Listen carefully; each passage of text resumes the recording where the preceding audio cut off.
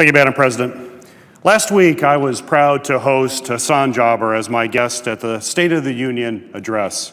Hassan is the Executive Director of Access, the Arab Community Center for Economic and Social Services, founded in 1971 in Dearborn, Michigan.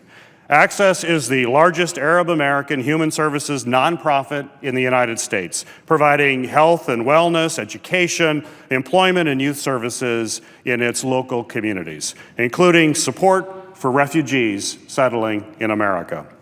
Hassan is a community leader and just one example of the many individuals that make up Michigan's vibrant Arab American community, including some of the most patriotic people I know, whose contributions to our culture and our economy are invaluable. That is why I am so concerned about the legislation that we will be debating later today, which would impose significant barriers on our efforts to assist refugees fleeing violence and persecution in Iraq and Syria.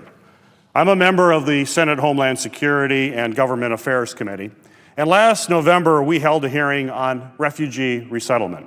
We heard about the strict security checks involved in the refugee admissions program, which can take 18 to 24 months.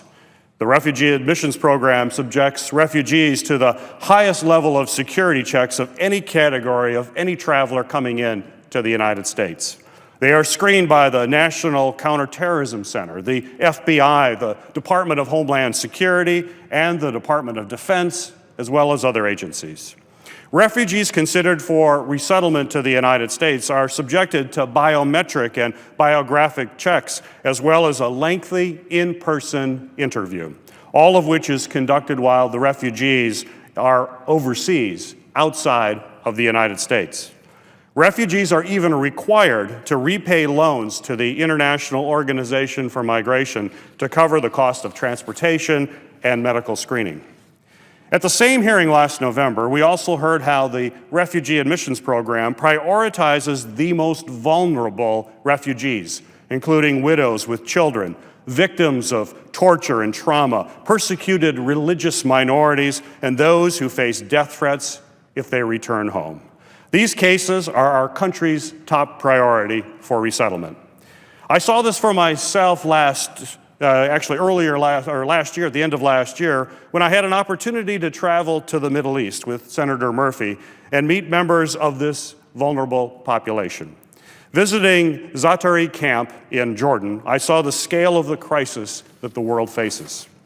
Talking to just some of over 80,000 refugees at that camp, who are only a small fraction of the 11.6 million people who have been displaced from their homes over the past 4.5 years during the brutal civil war in Syria. It is clear that none of those refugees were there by choice, and before anything else, they just wanted to return home. In the end, however, returning home is not something that's going to happen. They are not going to be able to return to the life that they had before, and they certainly don't want to have a very dangerous journey to escape violence and security by going far away. But unfortunately, the possibility of their safe return is unlikely anytime in the near future.